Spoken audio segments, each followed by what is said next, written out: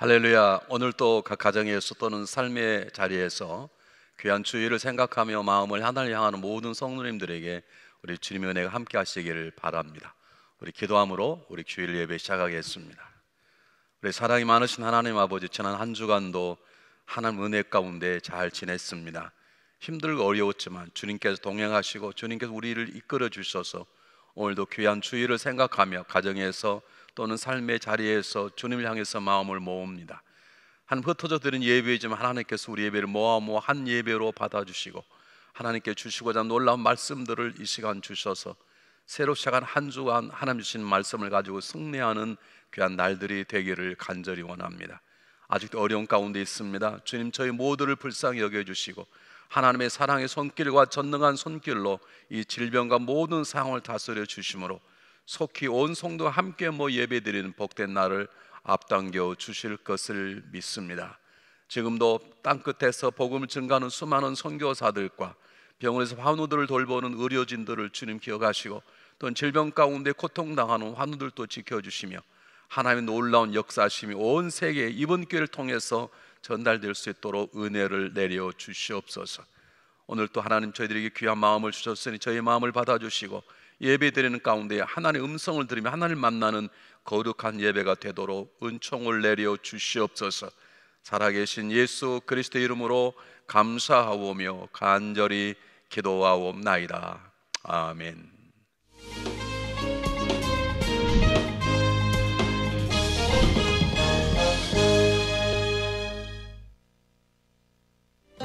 예수를 전하는 교회, 성령이 역사하는 교회, 달라스 중앙연합감리교회 9월 둘째 주 교회 소식입니다.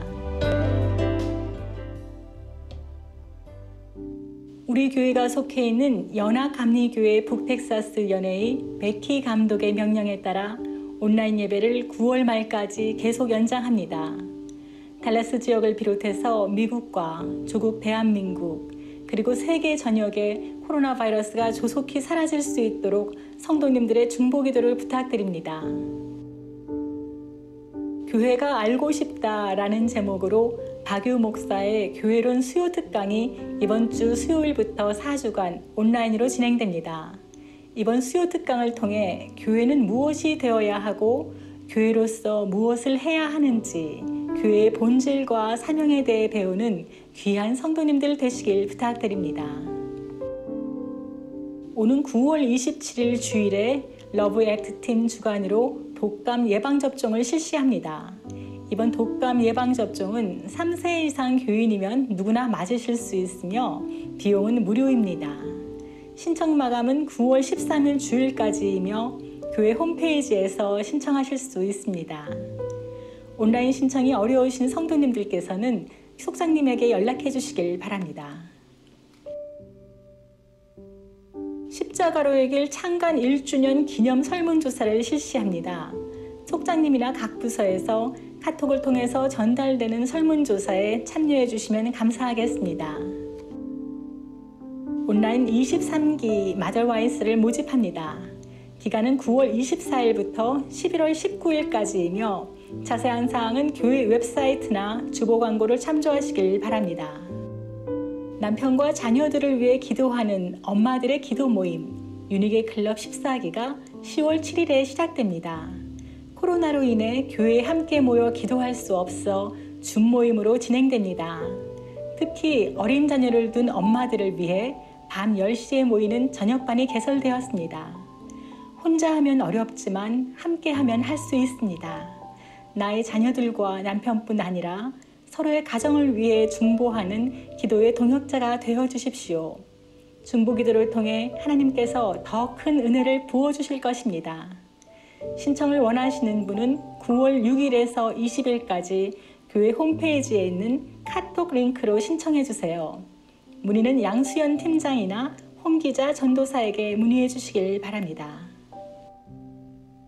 달라스 교회협의회 회의 및 기도 모임이 오는 9월 20일 화요일 오전 10시부터 본교회에서 있습니다. 모임이 은혜 가운데 잘 마칠 수 있도록 성도님들의 중보기도를 부탁드립니다. 이번 한 주간도 각자의 삶의 자리에서 하나님을 기쁘시게 해드리는 성도님들 되시길 부탁드립니다. 이상 달라스 중앙연합감리교회 교회 소식이었습니다. 한 주간도 복음을 전파하는 성도들 되시길 축복합니다.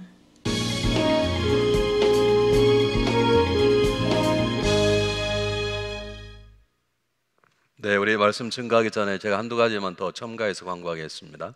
우리 독감 예방 주사를 반드시 맞으셔야 합니다. 지금 상황이 어렵기 때문에 맞지 않으시면 안 될 겁니다. 꼭 맞으시길 바라는데, 예전처럼 우리가 체육관에 들어와서 전체가 이렇게 맞는 것이 아니고요, 우리가 차량 안에서 맞는 거기 때문에 가능하면 보험이 있으신 분들은 가까운 약국에 가시면 그냥 무료로 맞을 수 있습니다. 그렇게 해주시면 우리가 그날 주사 놓는데 많은 편리함이 있을 것입니다. 그렇지 않으면 우리 차량 안에서 주기 때문에 좀 여러 가지 번잡할 게 있을 거예요. 그래서 우리가 다른 분들을 위해서 보험이 있으신 분들은 가까운 곳을 찾아가서 맞으시면 많은 도움이 될 것입니다. 꼭 기억해 주시기를 부탁을 드립니다. 오늘 저희들이 주신 하나님의 말씀은 사도행전 20장 13절로 24절 말씀입니다. 사도행전 20장 13절로 24절. 우리 온 식구가 같이 모였으면 혹시 성경을 없는 자녀라도 그 성경을 함께 피게 하시고 우리 함께 한 몫으로 읽었으면 좋겠습니다. 우리 사도행전 20장 13절로 24절 말씀입니다. 우리 함께 읽겠습니다. 시작. 우리는 앞서 배를 타고 아소에서 바울을 태우려고 그리로 행선하니 이는 자기가 도보로 가고자 이렇게 정하여 준 것이라. 바울이 아소에서 우리를 만나니 우리가 배에 올리고 미둘레에서 가서 거기서 떠나 이튿날 가우 앞 오고 그 이튿날 사모에 들리고 또 그 다음날 밀레도에 이르니라. 바울이 아시아에서 지체치 않기 위해서 에베소를 지나 행선하기로 작정하였으니 이는 될 수 있는 대로 오순절 안에 예루살렘에 이르려고 급히 가미르라.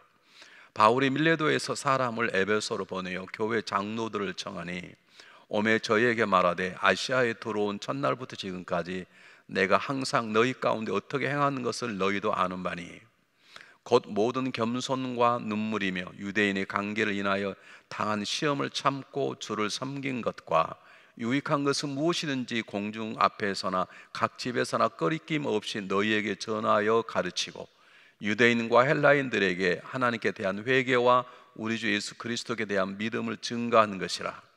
보라, 이제 나는 심령의 매임을 받아 예루살렘을 가는데 거기서 무슨 일을 만날는지 알지 못하노라. 오직 성령이 각 성에서 내게 증거하여 결박과 환난이 나를 기다린다 하시나 나의 달려갈 길과 주 예수께 받은 사명 곧 하나님의 은혜의 복음을 증거하는 일을 마치려면은 나의 생명을 조금도 귀한 것으로 여기지 아니하노라. 아멘. 하나님의 생명의 말씀입니다. 우리 잠깐 기도하겠습니다. 사랑이 많으신 하나님 아버지, 하나님께서 저희들을 그리스도의 보혈로 구원해 주셨음을 감사를 드립니다.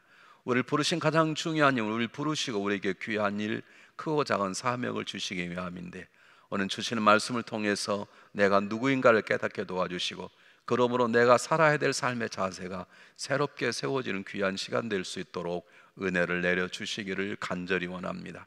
말씀이 선포되는 곳곳마다 가정마다 심령마다 질병 가운데 자유함을 주시는 강건함을 더하주시고 세상에 묶여있는 죄 유혹에서도 벗어나 놀라운 역사가 있을 수 있도록 말씀으로 저희를 충만하게 채워주시옵소서. 아직도 여전히 어리석고 부족한 종을 세우셨사오니 하나님께 외쳐 말씀하시고 부족한 종은 하나님의 도구로만 사용하여 주시옵소서. 하나님, 들려지는 모든 심령 속에 성령의 역사를 허락하셔서 성령의 도우심을 통해서 주시는 말씀을 살아내는 한 주간 될 수 있도록 큰 은혜를 내려 주시옵소서. 예수 그리스도의 이름으로 감사하오며 간절히 기도하옵나이다. 아멘. 우리는 지난 10주 동안 우리는 한 주제를 가지고 여호수아서를 읽어 왔습니다. 이제 오늘부터는 이 상황 속에서 정말 우리가 하나님께서 말씀하신 무엇인가라고 하는 것을 여러분과 함께 매주 새롭게 나누어 보려고 합니다. 오늘은 사명자의 성숙한 삶의 자세를 제가 여러분과 함께 오늘 성경 본문을 통해서 우리가 함께 읽어 보려고 합니다. 신앙인들을 교회 나와서 신앙생활하는 사람들을 크게 나누면 세 부류로 나눌 수 있습니다. 물론 이것은 성경이 가르침은 아니지만 제 경험 가운데 이렇게 나눌 수 있지 않나 생각이 되는데요. 첫째 부류는 뭐냐 하면 관람형입니다. 교회도 열심히 나옵니다. 예배도 예배 시간에 나옵니다. 그런데 예배를 드리는 게 아니라 예배를 보는 자입니다. 오늘 분위기가 참 좋군, 오늘 찬양대가 참 괜찮게 잘하는데, 오늘 목사님 옷이 참 멋져 보이는데, 그 주로 워치하는 것입니다. 우리 TV를 보듯이 3자 입장에서 그냥 보는 것입니다. 결코 교회 어떤 일이나 어떤 사역에 들어와서 일하지 않고 조용히 보는 사람들입니다. 그런 사람들은 조용하기 때문에 교회에 큰 문제도 일으키지 않습니다. 근데 그런 구경꾼들이 있고요. 관람형이라고 저는 이름을 붙였습니다. 두 번째 종류는 뭐냐면 소형입니다. 이 사람들은 찬양도 합니다. 하나 앞에 나와서 기도도 합니다. 그리고 성경 공부도 합니다. 왜 하느냐? 성경 공부를 통해 성경의 지식을 얻고자 합니다. 왜 기도하는가? 내 부족한 것을 하나님 은혜로 채우고자 하는 것입니다. 그런데 문제는 거기에 멈춰 서는 성도들이 있습니다. 그냥 은혜 받는 것으로, 성경에 감동 받는 것으로, 그리고 내 문제가 어려울 때 기도함으로 하나님의 응답이 나에게 주어지는 것으로만 만족하는 사람이 있습니다. 저는 이것을 소유형이라고 말합니다. 그런 분들이 교회에 꽤 많습니다. 교회 열심히 합니다. 근데 왜 하는가 보면 자기의 유익입니다. 자기가 받고 자기가 누리고자 하는 삶, 거기에 멈춰 서는 성도들도 꽤 있습니다. 그런데 세 번째 유형이 있습니다. 그것은 크든 작든 내가 구원받았고 하나님 나를 부르셨으니, 하나님 나를 중앙연합감리교회의 성도로 인도해 주셨으니, 하나님이 이것을 나에게 하라 그러시는구나, 하나님 주신 이 일을 자기의 삶의 가장 중요한 목표로 생각하고 그 일을 감당하는 것입니다. 이것을 우리는 사명자형이라고 제가 붙인 것입니다. 사명에 사는 것입니다. 왜 사냐고 물어보면 은혜 받는 것, 그거 좋습니다. 그러나 은혜 받고 은혜 주신 그분을 위해서 그분이 원하는 일에 삶을 사용하겠다는 것입니다. 이게 사명자형입니다. 물론 이건 제가 나누는 분류입니다. 여러분 어떻게 생각하십니까? 여러분은 관람형입니까? 아니면 소형입니까? 아니면 사명자형입니까? 우리가 분명히 알아야 될 것은 하나님은 우리를 부르실 때 그냥 부르지 않았습니다. 하나는 우리를 부르실 때 구경꾼으로만 부르지 않았습니다. 하나는 우리를 부르실 때 와서 은혜만 왕창 받아라, 그 한 부분이지만 그것만으로 부르지 않았습니다. 하나는 우리를 부르실 때 우리를 구원하시고 은혜 주시고 그리고 귀한 일을 주십니다. 예수님께서 제자를 부르실 때 뭐라고 부르셨나요? 너희는 나를 따라오라.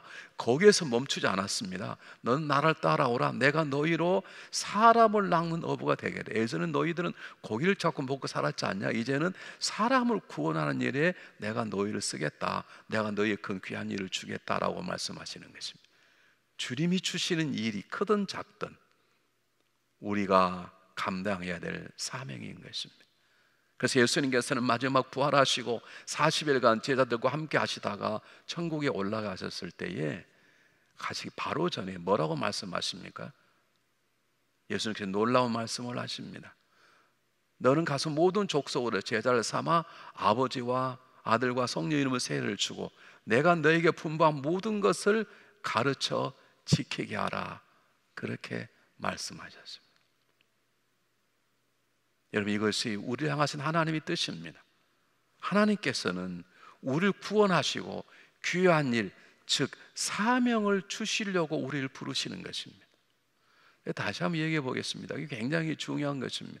하나님은 우리를 구원하신 다음에 귀한 일, 즉 다른 말로 바꾸면 사명을 주시려고 우리를 부르셔서 구원하신 것입니다. 그러므로 저와 여러분은 사명자임을 깨달아야 합니다. 나는 교회 직분답 받지 않았는데요. 직분 받지 않은 평신도들에게도 귀한 일들이 있습니다. 내가 집사가 아니고 권사가 아니고 장로가 아니고 목회자가 아니고 선교사가 아니다 할지라도 하나님 나를 구원하셨으면 분명히 나에게 크고 작은 일을 주셨습니다. 그 일이 사명입니다. 그 사명을 쫓아 사명을 감당하는 자답게 살아가야 되는 것입니다.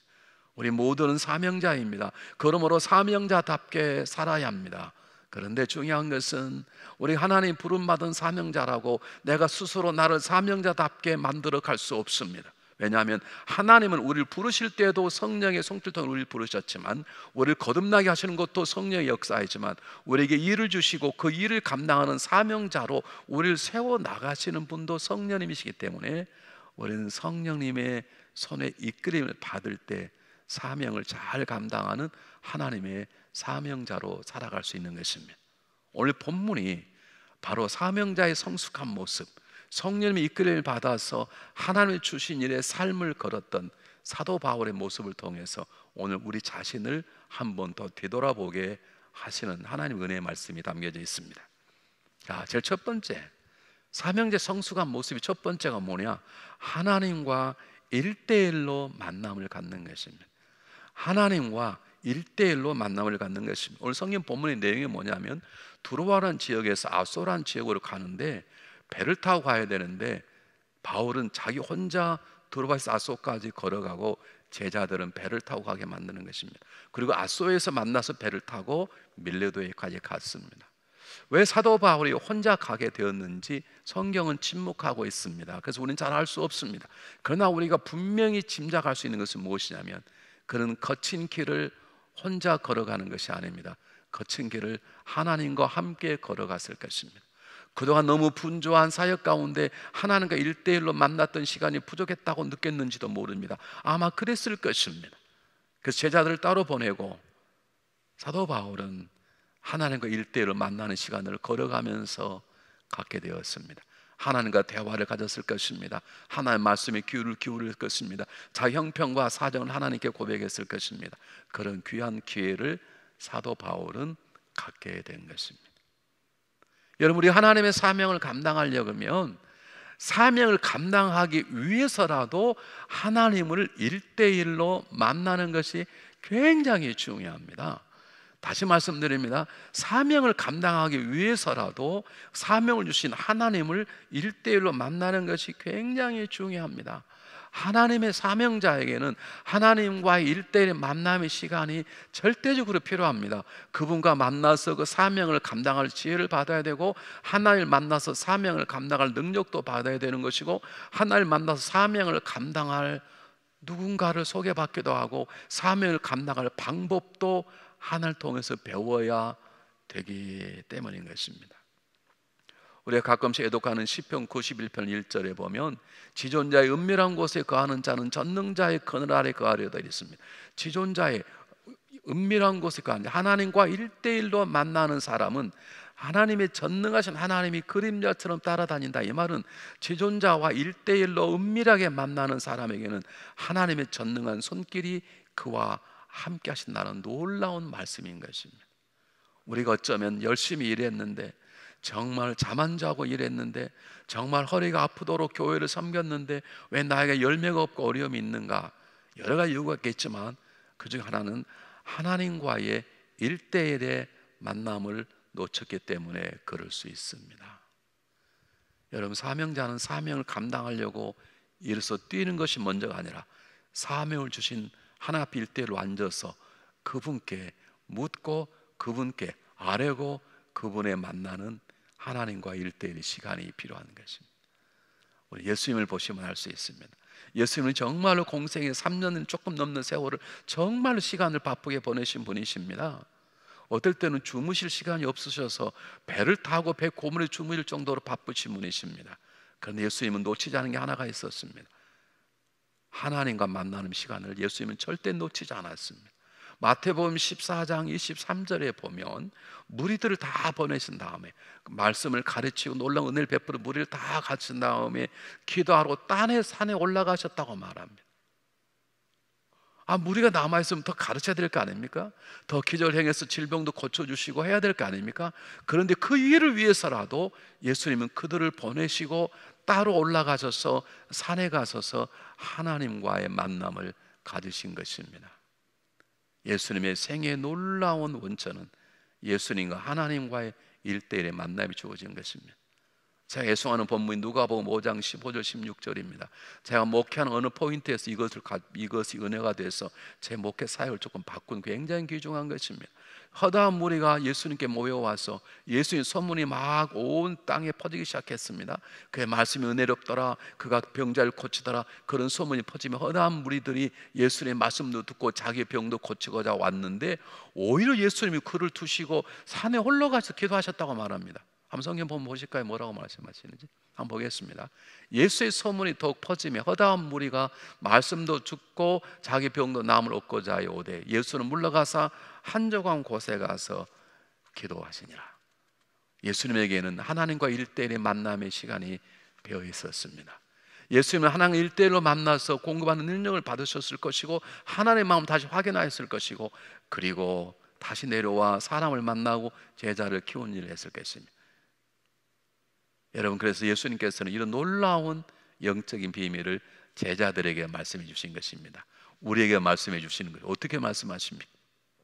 너희가 기도할 일이 있거든 그냥 기도하지 말고 골방에 들어가 문을 닫고 은밀한 중에 계시는 하나님 앞에 기도하라. 은밀한 중에 들으시는 아버지, 은밀한 들으시는 아버지가 갚으시리라. 너희가 기도할 일이 있느냐?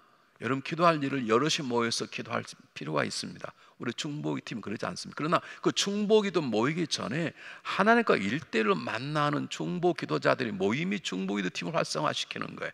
전혀 준비되어 있지 않고 하나님과 1대1로 만남이 없이 모이는 중보기도 팀은 힘이 강할 수가 없습니다. 하나님 1대1로 만나시면, 그래서 주님이 다시 말씀드립니다. 너희가 기도할 때는 골방에 들어가 문을 닫고 그리고 은밀한 중에 계시는 하나님께 기도하라. 아버지께 기도하라. 은밀한 중에 들으신 아버지께서 너희 아버지께서 갚으시리라.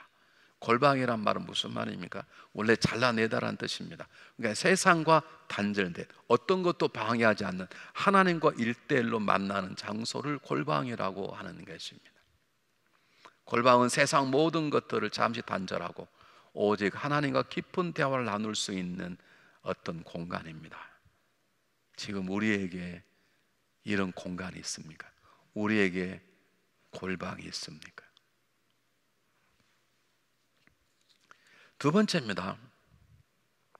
사명자의 성숙한 모습은 하나님과 1대1로 만나는 것입니다. 두 번째는 놀랍게도 성령의 이끄심을 받는 것입니다. 오늘 성경 본문에 보면 후반부에 에베소에서 장로들 초청을 합니다. 원래는 에베소에 들려서 예루살렘을 가려고 그랬는데 너무 바쁜 거예요. 그래서 할 수 없이 밀레도에서 에베소를 가지 않고 예루살렘 곧장 가고 에베소에 있는 장로들을 오라고 부릅니다. 장로들이 왔습니다. 이제 유명한 고별 설교가 오늘 20장, 21장에 잠깐 나타나 있어요. 그들 한 설교 가운데 우리의 마음을 탁 잡는 중요한 단어가 하나가 있는데 심령에 매여서라는 단어입니다. 이게 무슨 말입니까? 여러분이 예배소를 섬기는 장로들도 기도한 사람들입니다. 아마 그들이 기도해 보니까 예루살렘 들어가면 너희의 리더인 스승인 사도 바울이 어려움을 당할 것이다 라고 하는 걸 알았던가 봐요. 아마 성령이 그렇게 얘기해 주셨겠죠. 그걸 가지 못하도록 막는 것입니다. 가서는 안 된다는 거죠. 그런데 사도 바울은 뭐라고 말하면 내가 심령에 매여서 나는 가야 되겠다 그 말입니다. 심령이 매였단 말은 무슨 말? 내가 마음에 부담과 감동을 받았다 그 말입니다. 나는 가야 된다는 부담감이 있다. 나는 예루살렘 성도, 예루살렘 사람들에게 복음을 증거해야 된다는 부담이 있고 그러고 싶은 마음의 감동이 있다는 것입니다. 이걸 다른 말로 바꾸면 성령의 이끌림을 받고 있다는 것입니다. 내가 가야 될 이유는 성령 나를 그렇게 이끌어라고 하는 것입니다. 여러분, 사명자는 자신의 능력이 아닙니다. 자신의 지혜가 아닙니다. 사명자는 성령이 주시는 능력으로, 사명자는 성령이 주시는 지혜로 살아가는 자입니다. 그 성령의 이끌림을 받아야 되는 것입니다. 이게 사도 바울의 놀라운 모습입니다. 하나님이 주신 사명자를, 사명을 감당하는 사명자는 온전히 성령의 이끌림을 받아야 되는 거예요. 오늘 사도 바울처럼 그냥 내가 하고 싶은 거 하는 게 아닙니다. 물론 세상 사람들도 마음의 부담을 갖고 감동을 받아 일을 합니다. 그러나 하나님의 나라의 일은 하나님이 보내주신 성령님의 감동과 이끄심이 없이는 하나님의 일은 열매가 없습니다. 세상 사람들도 자기들의 일에는 자기 나름대로 부담감이 있습니다. 왜 나라 왜 그렇게 하냐면 나를 사랑하는 부담감이 그들에게 있을 것입니다. 감동을 주니까 그들도 이웃을 도울 것입니다. 그러나 하나님의 일, 하나님이 이루고자 하는 일에는 성령의 감동이 없이는, 성령의 이끌림이 없이는 절대로 아름다운 열매를 맺을 수 없습니다. 성령 이끌림이 없는 열심, 성령 이끌지 아니하는 열심, 그건 아무런 열매가 맺을 수 없습니다. 하나님이 주시는 사명을 감당하는 자에게는 온전하게 성령의 이끄심을 받아야 하는 것입니다. 그럴 때 우리는 내 능력이 아니라 성령이 공급하시는 능력으로, 내 열심이 아니라 성령이 주시는 거룩한 열심으로 사명을 감당하게 되어 있는 것입니다. 그래서 우리 예수님께서도 제자들에게 뭐라고 말씀하셨습니까? 한번 보십시오. 다 도망갔습니다.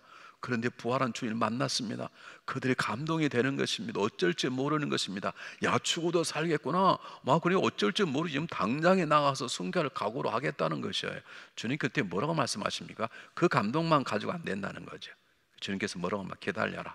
성령이 너 임할 때까지 기다려라. 그리고 성령이, 오직 성령이 너에게 임하시면 그 성령이 주시는 권능을 받고 난 다음에 예루살렘과 유대와 온 유대와 사마리아 땅까지 이르러 내 증인이 되게 하겠다 이 말입니다. 성령이 되게 만든다. 그러므로 성령 이끄심을 받을 때까지 예루살렘에 머무르라고 말합니다.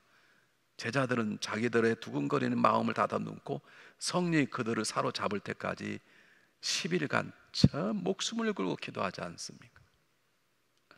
여러분, 교회는 얻는 게 참 어려운 줄 아십니까? 열심히 하는데 자기 열심으로 하는 사람, 회의할 때 이 얘기를 하는데 자기 생각을 막 떠들어 버리면 교회는 참 어렵습니다. 우리는 하나님 주신 사명을 감당하려면 우리는 철두철미하게 성령님의 이끌림을 받아야 되는 것입니다. 세 번째입니다. 우리는 하나님의 1대1로 만남을 가졌습니다. 나에게 골방 기도가 있습니다. 그리고 성령 이끌시를 받아서 한 걸음 갑니다. 성령이 서라면 쓰고 성령이 가라면 갑니다. 세 번째 사명자의 성숙한 모습은 그리스도를 사랑하는 것입니다. 오늘 18절 19절 한번 읽어보겠습니다. 뭐라고 나와요? 잘 보시기 바랍니다. 저희가 말하되 아시아에 들어온 첫날부터 지금까지 내가 항상 너희 가운데 이렇게 행한 것을 너희도 아는 바니 곧 모든 겸손과 눈물이며 유대인의 관계를 인하여 당한 시험을 참고 주를 섬긴 것과, 잘 보세요, 저기 중요한 단어가 겸손이고요, 눈물이고요, 그 다음에 당한 시험이란 말을 이것을 인내라고 바꿀 수 있습니다. 그리고 섬김입니다. 겸손, 눈물, 인내, 섬김, 이것은 주님을 사랑하는 자에게 주어지는 하나님의 선물입니다. 주님을 사랑한다는 고백, 정말로 주님을 사랑하는 사람은 겸손하고요, 정말 주님을 사랑하는 사람은 눈물이 쏟아지게 되어 있고요, 정말로 주님을 사랑하는 사람은 인내하도록 그분이 마음을 주시는 것이고요, 그리고 정말로 주님을 사랑하는 사람은 지배하고 다스리는 것이 아니라 섬기는 사람이에요. 한번 보실까요? 23절 24절 뭐라고 나와 있는지 한번 똑같이 보겠습니다.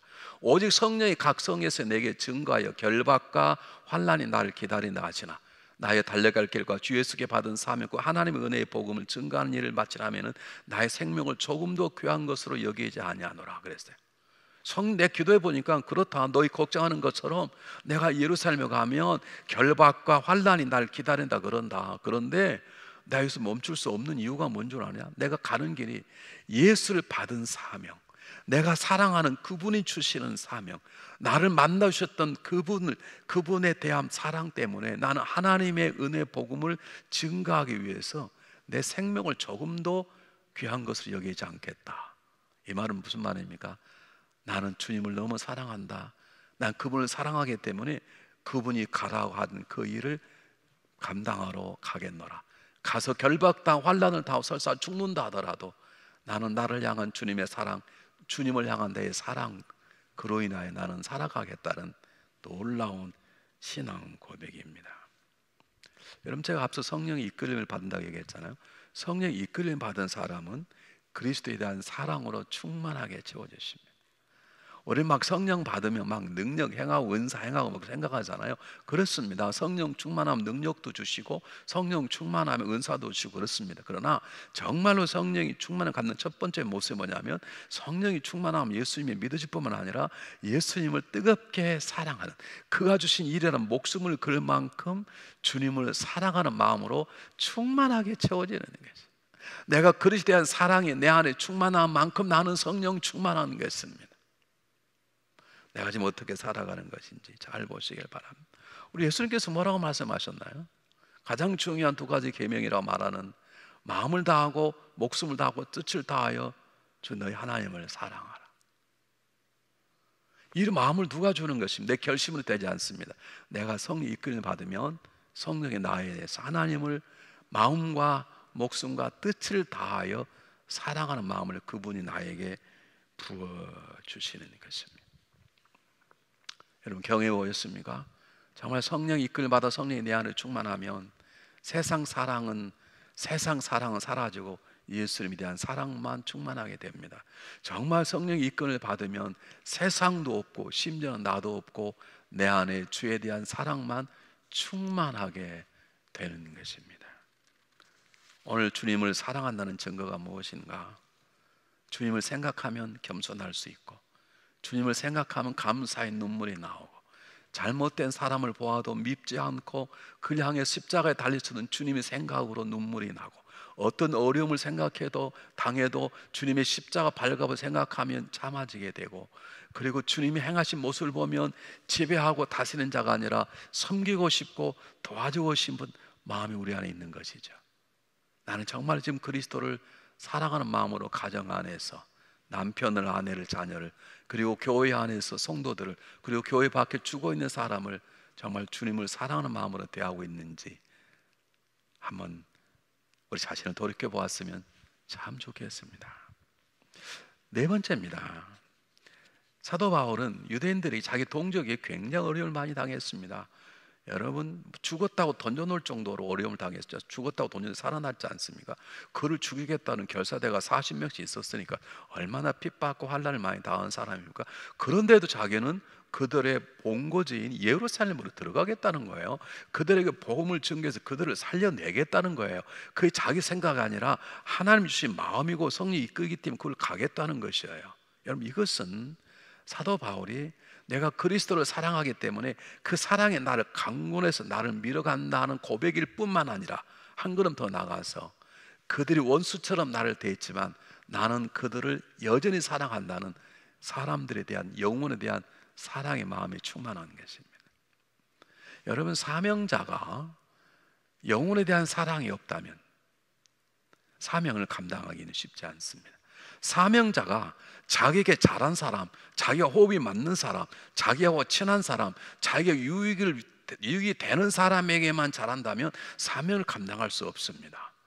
하나님이 만나게 하는 모든 사람, 그가 나의 도움이 되든 나의 어려움이 되든 관계없이, 그가 나를 칭찬하는 사람이든 나를 비난하는 관계없이, 하나님이 만나게 한 모든 사람은 그의 사랑으로 품고 그에게 복음을 증가하고 그에게 하나님의 은혜가 임하도록 기도하는, 그것이 사명자의 네 번째 모습입니다. 만나는 모든 영혼을 사랑하는 것입니다. 만나지 못했지만 들려오는 모든 영혼들을 사랑해서 기도하는 것입니다. 한번 헤아려 보시길 바랍니다. 예수님께서 마음과 목숨과 뜻을 다해 주님 하나님을 사랑하러 끝나지 않았습니다. 그 다음에 뭐가 연결됩니까? 내 이웃을 내 몸처럼 사랑하라. 이웃에 대한 사랑을 말씀하였습니다. 성령이 이끄시면 주님만 사랑하도록 하지 않습니다. 성령이 이끄시면 내 이웃을 내 자신처럼 귀하게 여기며 섬기도록 성령은 우리에게 도움을 주시는 것입니다. 성령의 이끄심을 받으면 내가 사랑할 수 있는 사람, 내가 사랑하고 싶은 사람뿐만 아니라 원수까지도 사랑하게 되는 것입니다. 이 마음이 있을 때 우리는 사명을 기쁨으로, 감격으로 감당할 수 있게 되는 것입니다. 한번 여러분에 제가 소개를 드렸는데, 제가 목회하면서 많이 배웠습니다. 처음에는 그런 마음을 갖지 못했는데 목회하면서 하나님 저를 일깨워 주시고, 때때는 조직의 쓴맛도 보게 하고 어려움도 당하게 그러는 가운데 하나님 저를 깨우쳐 주셨는데, 제가 이것을 액자에 써서 제 목회의 방침으로 세웠습니다. 그게 뭐냐면요, 모든 사람과 더불어 화목함이 없으면, 거룩 화목함이 없으면 결코 너는 주를 보지 못하리라. 히브리서 12장 14절 말씀입니다. 모든 사람이다. 모든 사람, 에브리바디입니다. 그 사람이 악한 사람이든 선한 사람, 믿음이 있는 사람, 믿음이 없는 사람이든, 나를 돕는 사람, 나를 방해하는 사람 관계지, 모든 사람을 화평과 거룩함을 이루라. 그것이 없이는 너는 나를 주를 쫓는 것이 아니다, 이 말입니다. 굉장히 두려운 마음입니다. 저게 제 목회가 아닙니다. 때때로 잘 안 돼서 문제이지 저렇게 살려고 기도하고 있고 노력하고 있습니다. 제가 목회하면서 배웠던 것입니다. 목회하기 전에는 저거 관심도 없었습니다.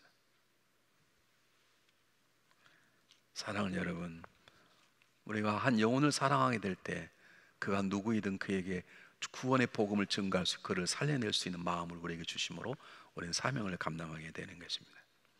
마지막입니다. 오늘 성경 본문 22절 24절 아까 읽었던 본문을 보면 예루살렘에 어려움이 뭐가 있는 걸 알았어요. 그런데 알지 못한다는 말을 나옵니다. 그럼 몰랐단 말입니까? 아니, 아까 조금 전에는 성령이 그곳에 가면 결박과 환란이 기다린다 한다고 알았다 그러잖아요. 근데 나는 모른단 말은 무슨 말입니까? 관계치 않겠다는 뜻입니다. 안다. 가면 핍박과 환란과 어려움이 있을 거야. 근데 나는 그건 조금도 나는 마음에 두지 않아. 그건 내 두려움의 대상이 아니야 라고 말하는 것입니다. 이 말은 무슨 말입니까? 나에게는 하나님 생명을 주셨는데 나는 그 생명보다 하나님 주시는 사명을 더 귀하게 여긴다는 뜻입니다. 여러분 오해하지 마십시오. 그 생명이 아무것도 아니란 말이야. 생명은 정말로 귀중한 것입니다. 우리의 생명을 위해서 예수님께서 십자가에 죽으셨습니다.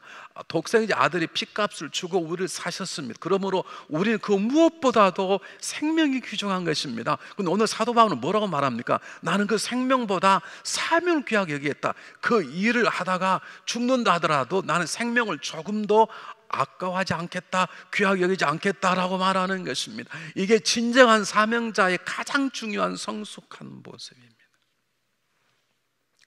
오늘 사도 바울이 뭐라 하게 되냐면 잘 보세요. 앞으로 만나게 될 고난들이 두렵지 않다는 바울의 고백은 생명보다 사명을 더 귀하게 여기겠다는 고백입니다. 다시 말씀드립니다. 생명에 무가치한 것이 아니란 말입니다. 이제 새 옷을 샀으니 헌 옷을 버리겠다는 말이 아닙니다. 그런 뜻이 아니라 생명이 정말로 귀중하지만 이 생명 때문에 주님이 십자가에 죽으셨는데 더 중요한 건 이 생명 안에 하나님이 주시는 사명이 없다면 나는 잘못 산다, 그런 뜻입니다. 여러분 그렇습니다. 성령님은 사명자에게 세상에서 줄 수 없는 용기와 담대함을 줍니다. 세상은 우리를 두려움 가운데 이끕니다. 그러나 성령은 담대함 가운데 이끕니다. 생명이 귀중합니다. 생명을 잃은 모든 걸 다 있습니다. 그러나 우리는 구원받은 생명, 이룰 수 없는 영원한 생명을 얻었습니다. 그러므로 그 생명이 하나님이 주신 사명과 붙잡힘 받지 있지 않으면 우리는 구원받아 천국은 갈 수 있지만 우리는 사명자로서의 성숙한 삶을 살 수 없는 것이에요. 그래서 넘어지고 깨어지고 시험 들고 죄 짓고 여전히 그러는 것이에요. 상처투성이 부끄러운 삶을 사는 것이에요. 생명이 귀중합니다. 근데 그 생명이 사명을 감당할 생명이 아니라면, 사명을 감당하는 생명이 아니라면 우리 이 땅에서 지치고 피곤한 인생을 살다가 겨우 부끄러운 구원만 얻게 될지도 모르는 것입니다. 여러분이 사명을 단단히 느끼는 건 뭐냐면 나를 향한 하나님의 사랑입니다. 하나님이 예수를 통해서 나를 살리셨느니 이 사명을 감당할 때 생명 하나님 지켜줄 거는 담대한 믿음입니다. 사도 바울 로마서 8장 38, 39절에 뭐라고 말합니까? 내가 확신한다 이 말, 안다 이 말입니다. 내가 믿는다가 아니라 내가 경험해서 안다. 내가 살아보니 환난이나 모든 사망이나 생명이나 천사들이나 장래일이나 현재이나 모든 것들, 높음이나 깊음이나 능력이나 높음이 깊다는 아무 피조물이라도 우리를 그리스도 안에 있는 하나님 사랑이 끊을 수 없느니라. 이 말은 나를 향한 하나님의 사랑이 있습니다. 그 사랑을 가지면 생명 규정을 느낍니다. 근데 그 하나님의 사랑을 가지면 생명보다 주님이 주신 일에 그 생명을 바쳐서 일할 수 있도록 영상하는 것입니다. 생명이 가장 귀중한 거라면 어떻게 사명에 목숨 걸 수 있습니까? 어떻게 순교당할 수 있습니까? 어떻게 사자밥이 되면서도 믿음을 버리지 않습니까? 여러분, 생명이 귀중한 것입니다. 근데 그 생명이 하나님의 사명을 감당하기 전까지는 그 생명은 생명의 능력을 발휘하지 못합니다. 우리 감리교회 창시자로 쓰임 받았던 웨슬리 목사님께서 유명한 말을 하셨습니다. 죄가 아니고는 그 무엇도 두려워하지 아니하고 하나님이 아니고는 그 어떤 것도 바라지 않는 사람 100명만 나에게 주십시오. 그가 목회자는 평신도이든 그런 사람이어야 지옥 문을 부술 수 있고 이 땅 위에 하나님 나라를 건설할 수 있습니다. 생명보다 사명을 귀하게 여길 때 하나님은 그를 통해서 놀라운 일을 행하시는 것입니다. 성령의 메인 사람은 하나님이 주신 사명에 삽니다. 여러분, 다시 말씀드립니다. 생명이 아무것도 아니란 말이 아닙니다. 정말 중요한 것입니다. 그런데 더 중요한 것은 그 생명이 사명을 감당할 때 정말로 중요한 것입니다. 여러분, 우리는 그렇게 살아가야 되는데 그냥 살 수 없습니다. 성령의 이끌을 받을 때 우리는 생명도 얻게 되고 성령의 이끌을 받을 때 우리는 생명보다 사명을 귀히 여기고 살아갈 때 하나님은 사명도 향하고 생명도 지켜주시는 것입니다. 자, 여러분에게 오래전에 한번 간증을 했는데요, 제 간증이 아니고 리빙스턴이 그 어려운 아프리카에서 선교를 하고 20년 만에 돌아와서 국민적 영웅이 됐습니다. 많은 사람들이 선생님 이제 20년 됐으니 이제는 쉬시기 바랍니다. 아니라고, 난 다시 돌아갈 거라고. 이제 연세도 있으시니 가면 얼마나 어렵겠냐고. 질병도 있고 맹수도 있고 식인종도 있고 어렵지 않겠냐고. 생명이 두렵지 않냐고. 그때 리빙스턴 유명한 말을 했습니다. 사명이 있는 한 하나님이 내 생명을 지켜주실 것이요.